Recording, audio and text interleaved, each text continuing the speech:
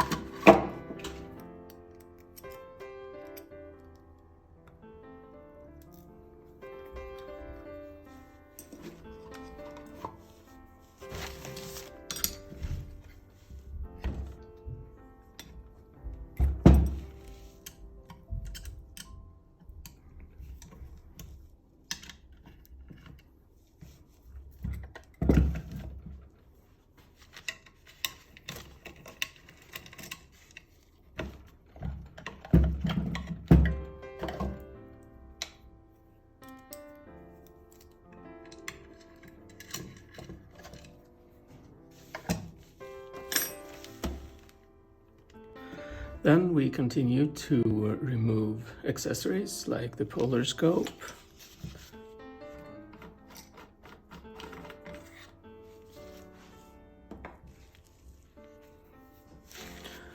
After you remove the polar scope, you can remove the declination axis from this nut in here.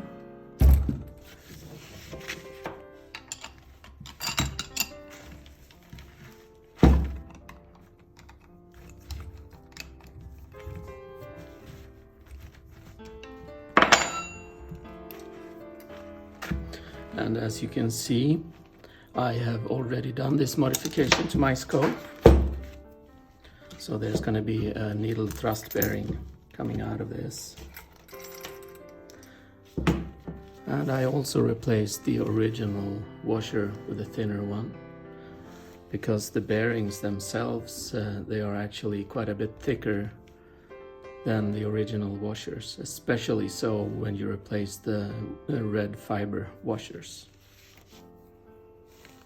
And as you may have noticed, this white plastic washer is still there. And also if you look inside the declination here, there is one red fiber bearing that I could not replace because I could not find a bearing that fits inside there. So I still had to leave one of the fiber washers.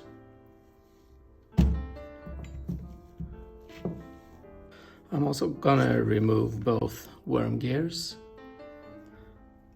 And doing that, I'll just loosen one of the bolts at a time. Not removing them completely, just loosening a little bit at a time until everyone is loose, and I can just continue removing all of them.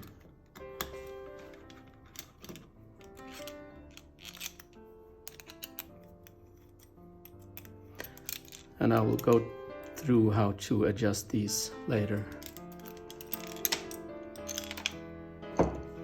And when I have this worm gear, I want to mention that the bearings inside here, at least on my mount, they were incredibly crappy.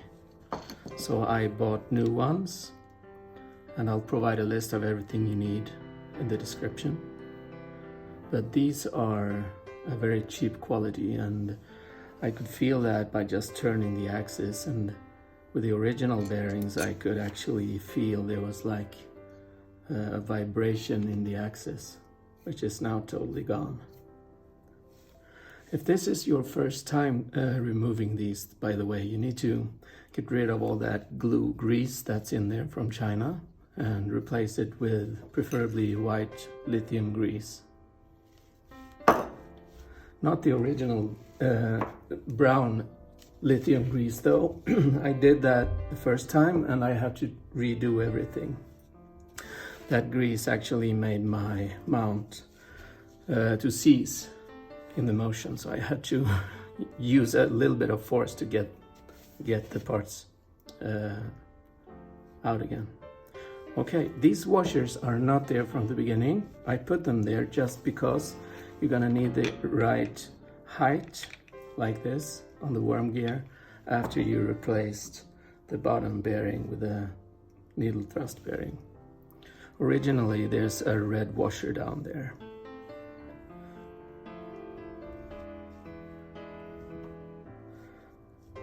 And the red washer that was there originally, I had to replace that with a really thin shim, because this surface here does not go all the way around the axis.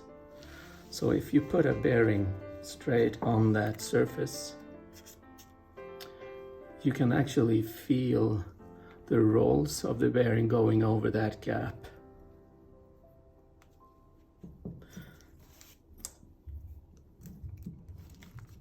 And the simple solution was a washer, or like this one, I had this already, that's a shim, but a washer will also do it. I'll provide the details in the description of the parts.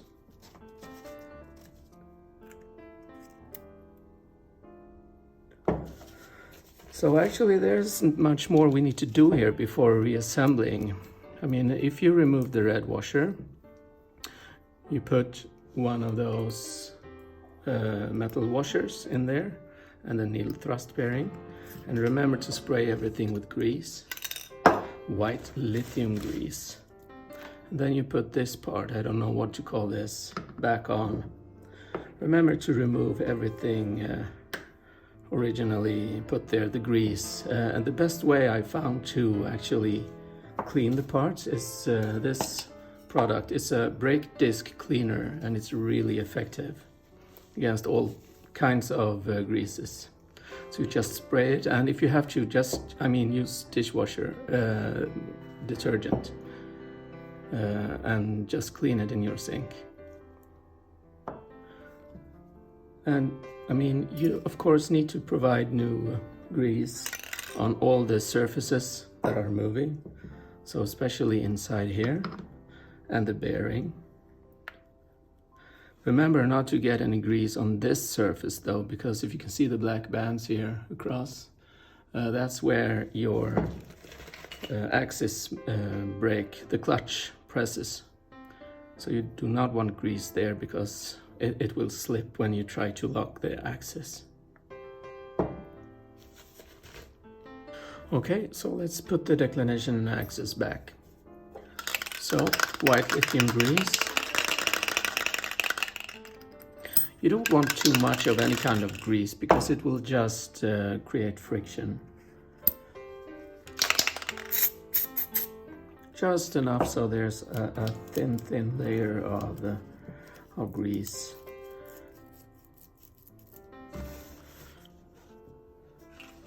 Also on the axis, but not much. Actually, I think that might have been borderline too much. So I'll just spread it out a little bit.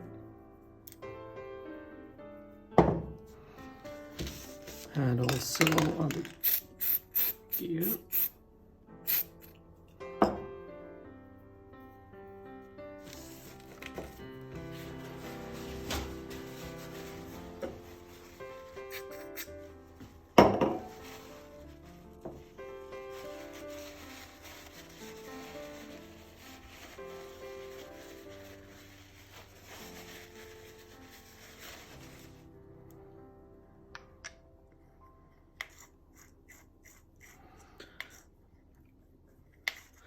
Yeah, I think that is just about a little bit too much.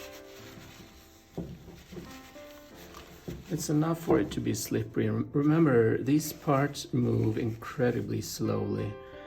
If you run them for a full day, it's gonna make one revolution over the past, I mean, it takes 24 hours to rotate it. That's much better.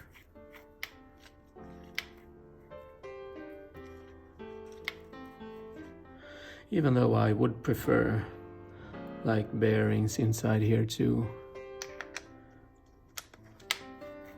But I guess you can't have everything on a cheap mount.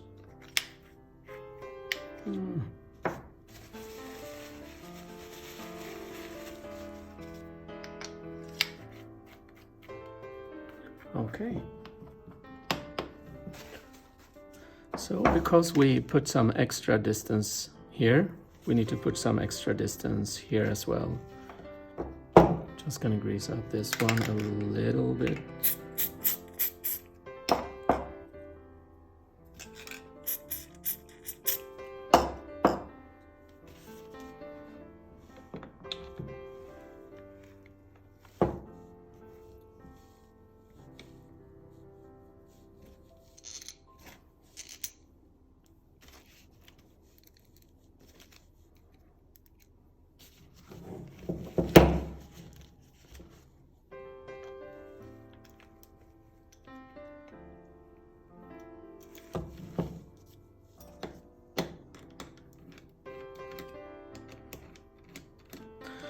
And I just tighten those and loosen a little bit so everything can move while I put these screws in. As you can see, those holes are elongated, so there is a bit of adjustment possible here without any modifications after putting the bearing in. And if you haven't had a chance to watch any other video regarding this, you tighten those two screws to adjust, and then you use the center hex screw here to tension or remove tension on the gearings inside. So right now this is incredibly loose, as you can see. Everything runs incredibly smooth. But then again, we haven't tightened anything up yet. So I'll just put a little bit of tension on those first two screws,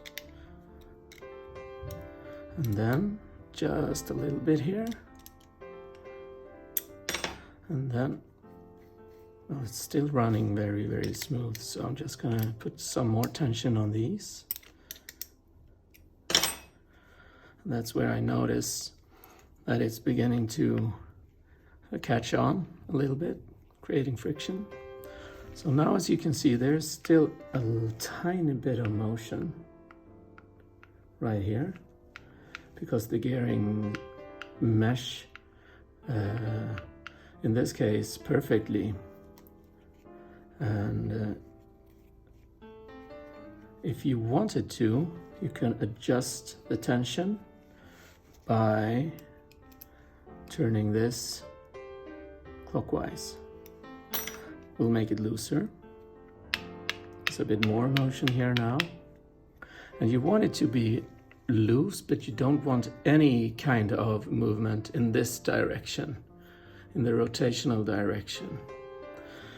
And as soon as you can feel that there is a tiny, tiny, tiny bit of looseness in the rotational direction, you want to turn the center screw a little anti-clockwise until that is completely gone. But you don't want it tight enough so that you can feel the heavy friction. It's a little bit too tight. So this is an incredibly sensitive operation. I mean, you have to turn this screw a tiny, tiny, tiny bit until it's very loose, but there is no rotational freedom here.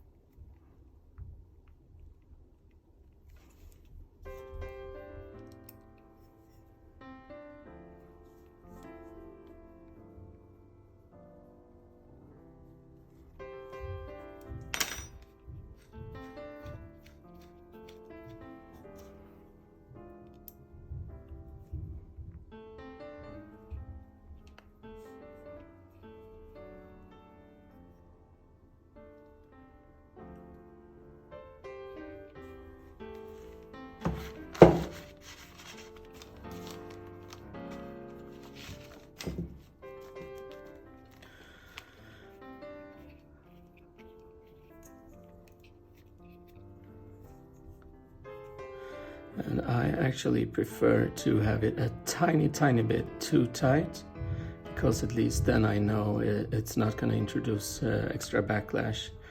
Also, when you do this, you're going to notice that if you turn it in one direction, it's going to want to try to lift this a bit, because the gears are pushing on this cylinder in this direction, making it want to lift. And as it lifts, you will have a lot of friction. So when you test this, always turn the axle in the direction that's pushing it down towards the needle thrust bearing. When you put the mount together again, other parts of the mount will hold that in place. So that's why you can turn it in the opposite direction as well. So I'm happy with that.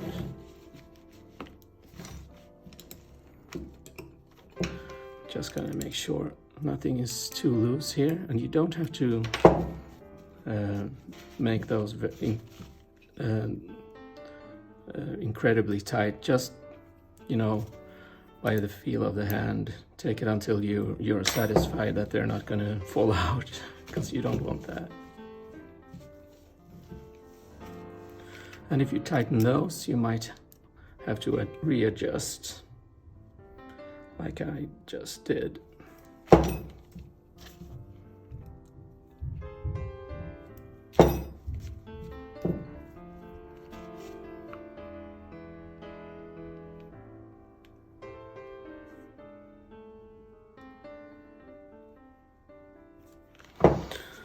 Okay.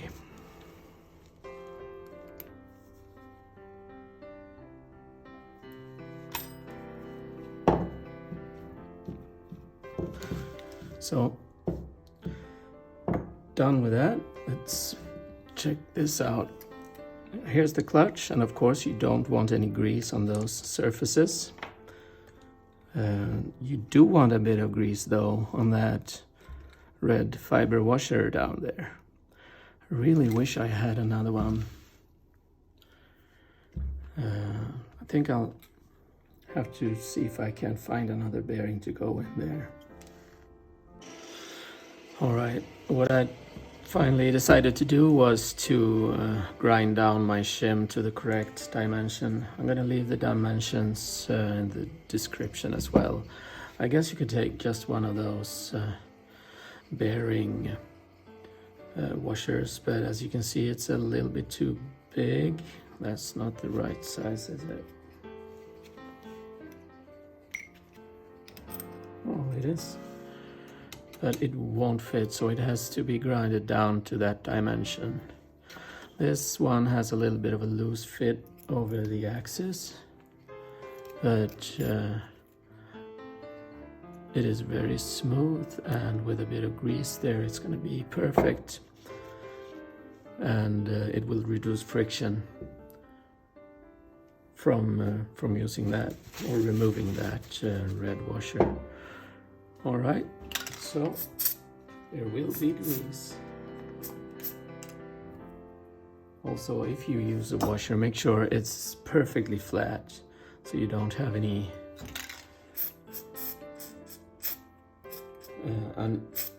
it can't be uneven, because it will grind down into your aluminum cylinder there. All right, I will set the declination apart because it's easier to work on the RA axis without the declination attached. Okay, so in this case I will start by removing this washer, and as you probably already know, oops,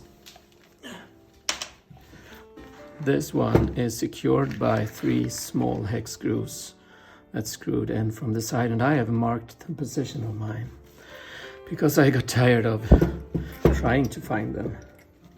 And then of course you have to align with that little hole. This, when I measure this hex screwdriver, it's 1.4 millimeters, so it's really tiny.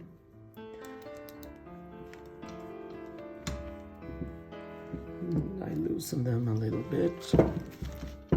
I don't have to remove them, they can still be in there.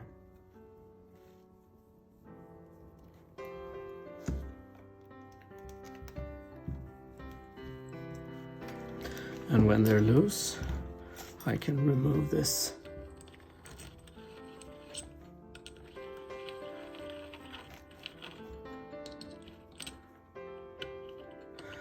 And as you can see, this is where I have put another of those needle thrust bearings.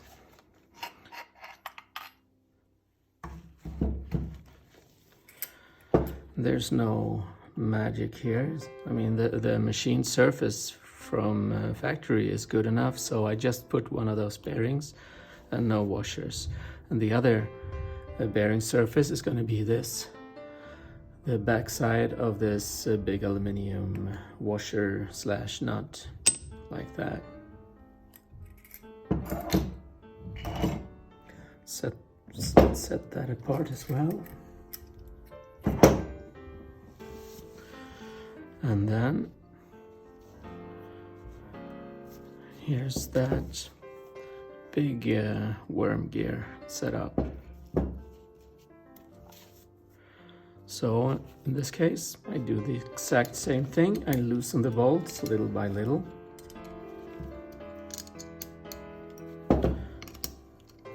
And remove the worm gear.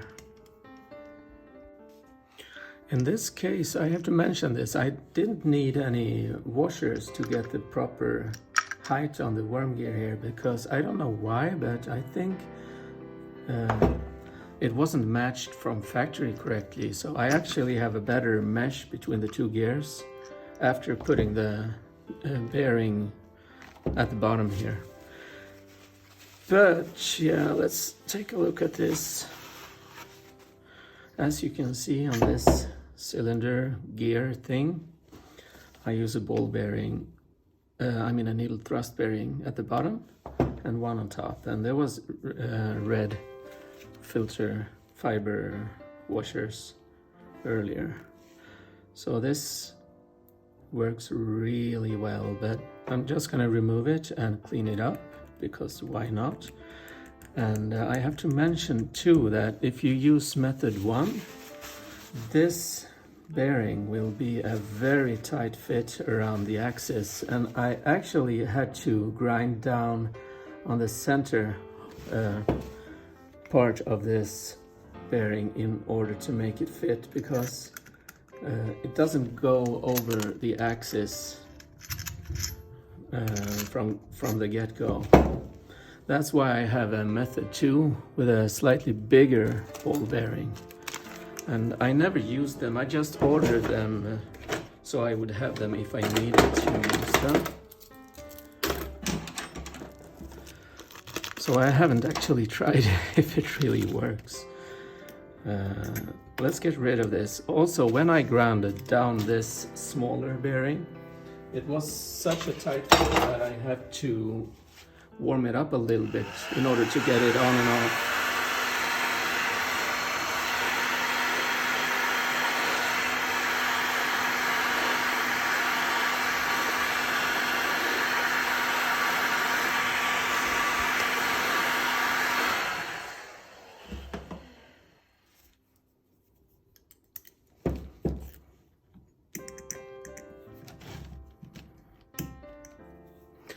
And still it's a little bit too tight for my tastes. So in this case, I'm just gonna leave it be. Or maybe not. Okay, I just had to heat it a little bit more. But trying this bearing here, I'm kinda thinking this will work even better, because this one somehow centers a little bit upon this ridge here, at least when turned in the right direction. There's a up and down on these bearings, but I think actually that might be better. So I'm gonna switch to this bigger one now. I'm now leaning towards method 2, because it's much easier. I mean, grinding down the inner diameter of the ball bearing was really tough because the material was harder than in the files I had. I had to bring out a diamond coated knife sharpener to actually be able to grind it. So this is much simpler, and I cannot find any reasons why you should not do this, especially when putting everything back together again. The bearing is going to be centered and held in place by the forces pushing down on the gear here, or here to be precise. Okay, so let's go method 2. So I'm just going to clean everything and put it back together. All right, so let's put it back together. Bearing. Make sure it falls down into the center position.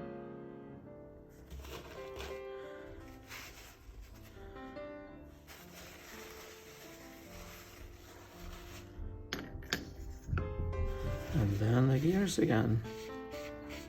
And I'm going to wipe away the excess grease, because sometimes grease, when it gets old or cold, it kind of clumps up. So you don't want that, because it'll create a little spike in your guiding if it catches in the gears or something. And also remember not to have any grease on the outside of this clutch cylinder.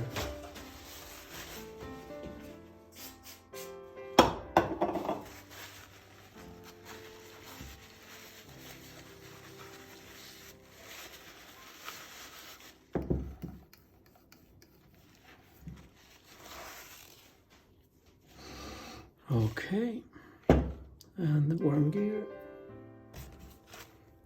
Also make sure about the worm gears that you don't have any play in this direction. You want the axis to be completely stiff, and you can adjust that by loosening the lock bolt on the outside and then turning this inside bolt to the desired location and then tightening everything up again. And since I switched my setup here, I might have to adjust that height again. So let's see. Just going to put the long bolts on top first without tightening.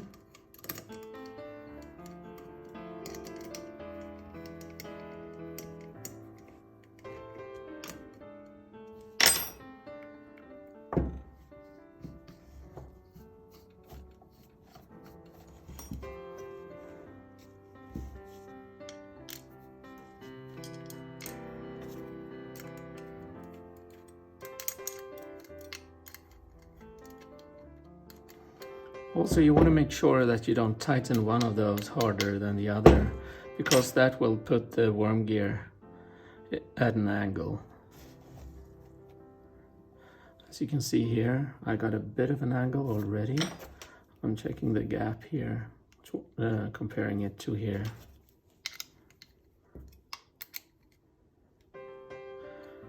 So that's better.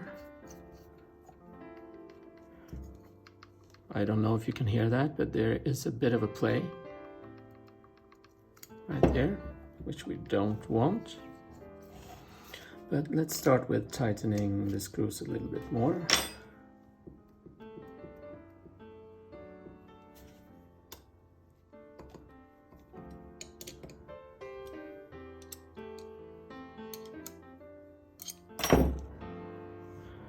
And right now I can feel that it's really pushing too hard, so I need to adjust this.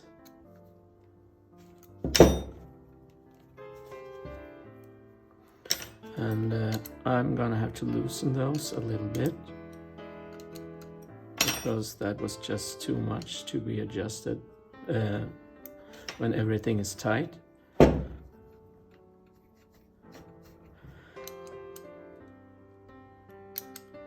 those two bolts and that one counter interact with each other. So one pushes the gear towards this aluminum gear and one pushes it, the center one pushes it away from it.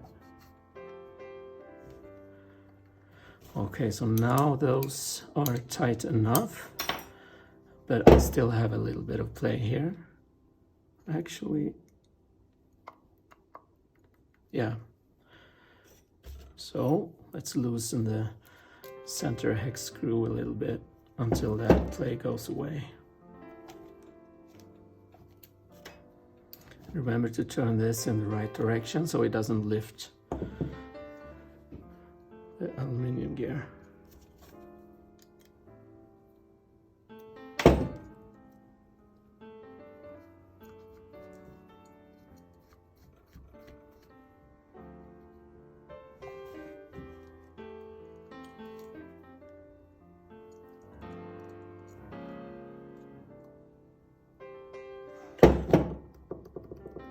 No play whatsoever. That's perfect, I would say.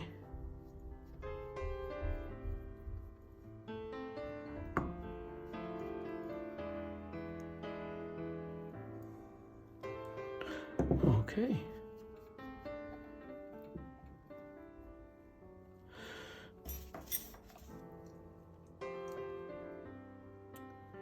So let's put it back together.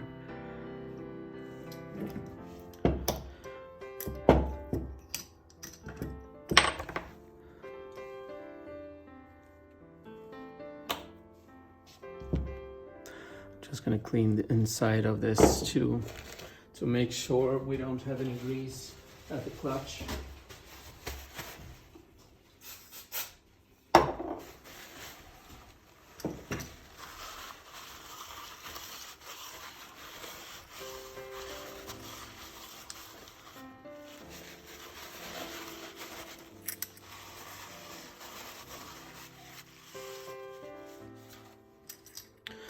This is also a part that I wish would have a needle bearing around it when fitted, so it couldn't, you know, wear against the inside here of the aluminium. So make sure you grease up this part fairly well. The needle ball bearing that we put here, it will not protect the axle from moving this or that direction. It will just prevent friction when putting it back together. So this part, you want a lot of grease. Make sure it doesn't fall into the clutch area though. I usually put a paper in there before I grease it up.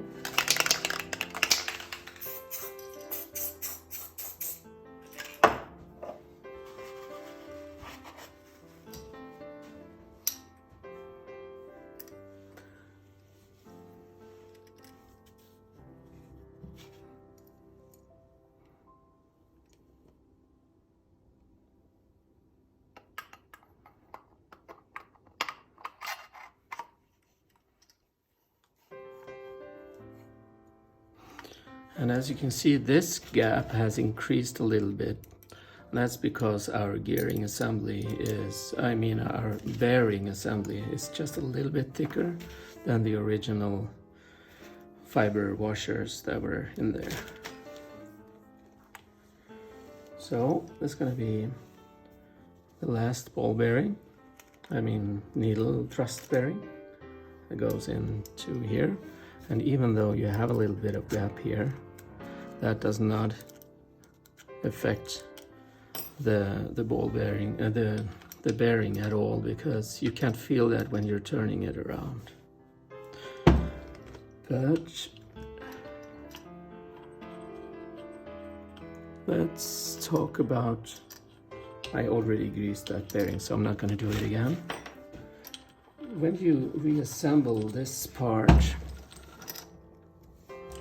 you want a bit of tension, because we don't have the bad washers anymore. We have bearings that can actually take a bit of compression. I would say it would benefit of a bit of a compression, but you don't want the compression to be so much that this axis is really hard to turn around. You want it to be pretty smooth. So I usually try to over tighten it to put everything in position a little bit, not, you know, excessive force, but just make it a little bit tight. Turn it around for a few revolutions, so you know that the grease and that is properly distributed. And then I loosen it a little bit so that everything becomes tight enough to not have a play in this direction, but not tight enough to make it hard to turn. I noticed also that when you, at least on my mount, when I put those hex screws back in there, they will increase the tension a little bit, making it a little bit stiffer. So you might want to have just a tiny bit of play in this direction before you put the hex screws back in there.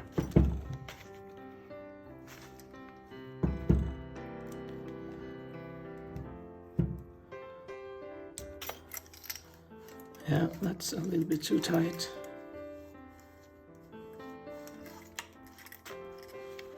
So I'm gonna have to loosen everything up a bit.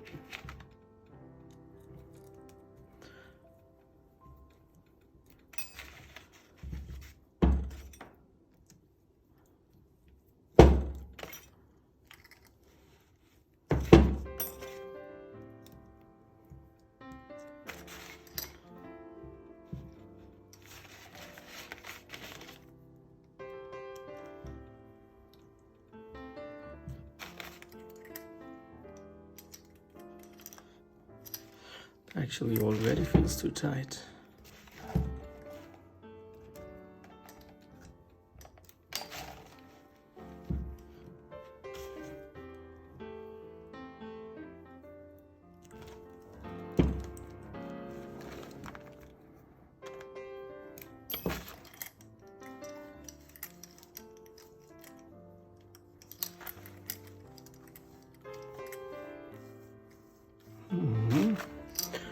Maybe too tight.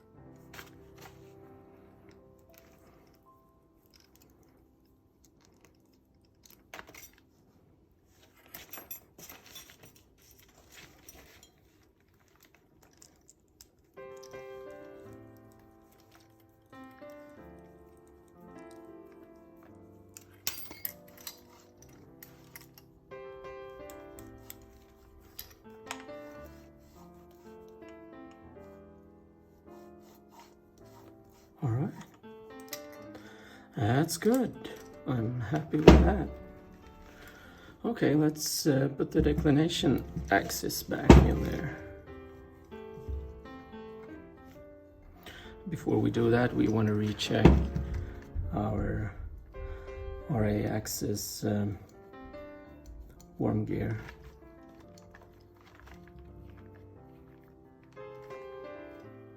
Yeah. I suspect you want a little bit of tension so it's not completely loose, because if the wind is blowing on the mount, you don't want it to be, I mean, completely loose. You want a little bit of friction, but you don't want so much friction that it's affecting the motor's ability to turn at a even speed. And let's see, I did make some adjustments here, right? This one. I want some grease at the bottom, but I don't want it at the sides. So I'm just gonna take a little bit on here and put it where I want it.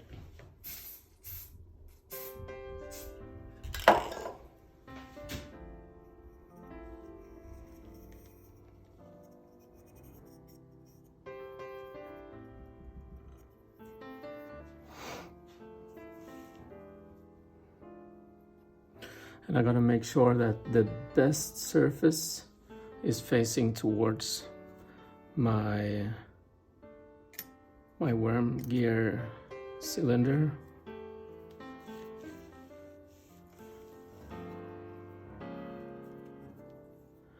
And you want the clutch to be absolutely clean as well.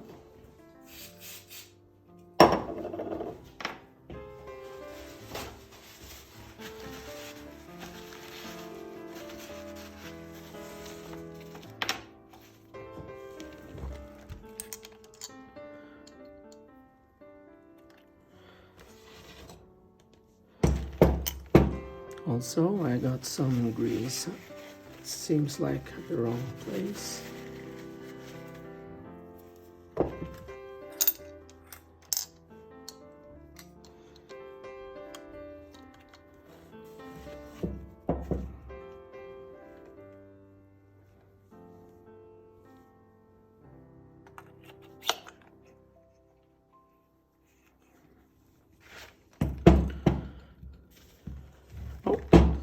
I forgot that beautiful plastic washer.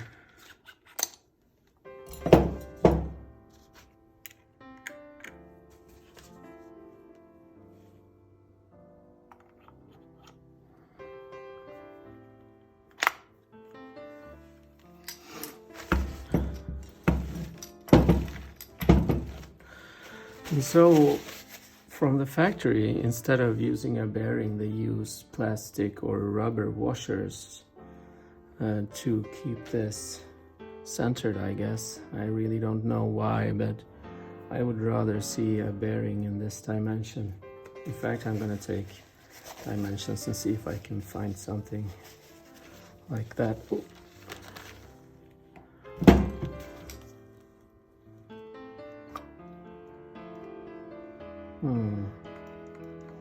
Maybe it's not necessary after all. So I'm just going to use them for now.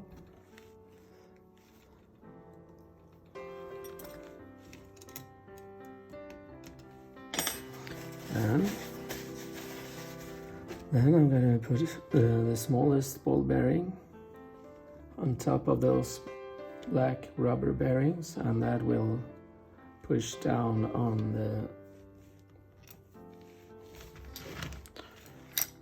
the rim. I don't know if you can see this.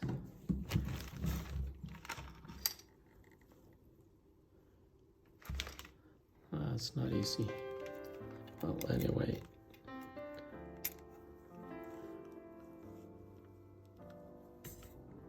Damn, this is hard.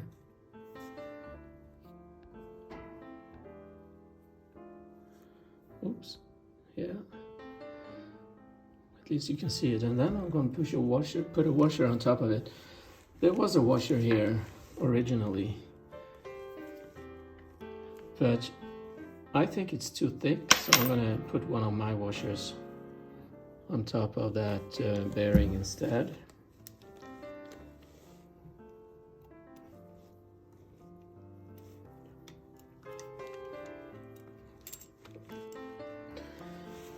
And then the nut goes on top. And you're not going to see this, I realize that, but just want to put it in place.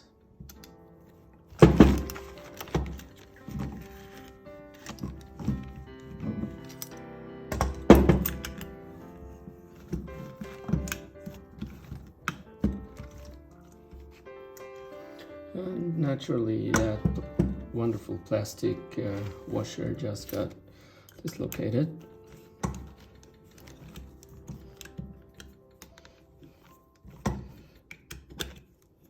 So I'm gonna take everything apart and put it back on. Okay, that was a bit of a hassle. And I just noticed also that washer I was talking about, forget about it, because it builds a little bit too much, so the nut wasn't really fitting on the threads properly. But removing that will, it actually, I don't know why, but it increased, or I should say decreased the friction, so it's now even better than before. And you want to adjust that nut so you don't have any play in this direction on the axle. And if you tighten it too much, you will increase the friction. So this is better than before, and that is very easy to turn. There's literally no movement at all, but now I can feel a slight need to adjust this even more. Okay, that was a bit of filling, but now I'm good. A few extra mentions. This aluminum washer slash nut and the numbered ring that goes around here, I don't have it right here now, but on my mount, this ring's dimension, the outer dimension, was a little bit too big. So when I fitted my ring in here and tightened the nut that goes here, or the screw, thumb screw, it was actually catching onto the numbered ring when I was turning the RA axis like this. It was scratching on the inside on certain locations, so I did not have a smooth motion all around like this. What I did to get rid of that problem was just to take, when I had this washer out, I grinded down the outer edge, so the outer edge is now a little bit smaller.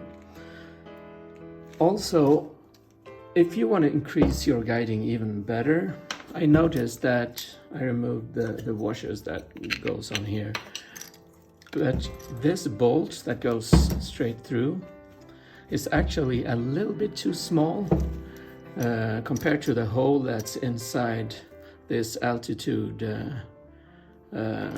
adjustment, the hole that the axis goes through. The bolt is the axis itself.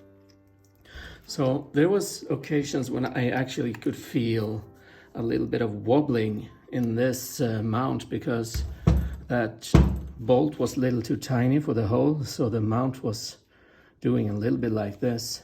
I fixed that by just using some ordinary tape to increase the diameter of the bolt. Also, there was a bit of a too small diameter on this part that fits onto the base of the mount. I just put, a little bit of thick, soft tape on here and greased it up so the mount wouldn't wobble in this direction. And I think that's all I've done to the mount. Still a few parts I'd like to improve on, except from putting ball bearings on the axis, which I don't think I will ever do. This altitude adjustment annoys me because it's not stiff enough, and it's hard to adjust. I don't know what to do, but it doesn't affect guiding. If you just tighten it properly, it doesn't affect it at all. But it's still something to improve upon. Well, after these modifications, my mount is reliably tracking at 0.8 arc seconds per pixel, and sometimes even as low as below 0.5 arc seconds per pixel. So that's a huge improvement, and let's hope that you can have the same results. Also, I forgot to mention that there might be a little bit of backlash in those motors. And the backlash is based upon this axis and the meshing of the motor shaft gear and the gears itself. You simply just loosen, there are 4 bolts. You loosen 1, 2, 3, and maybe even those axes here and adjust it. So after loosening these bolts, you can actually turn the top part and adjust so that there is no backlash in the gears, so the gears mesh perfectly. That goes for both the motors. So I'm just gonna put everything back together again and keep guiding.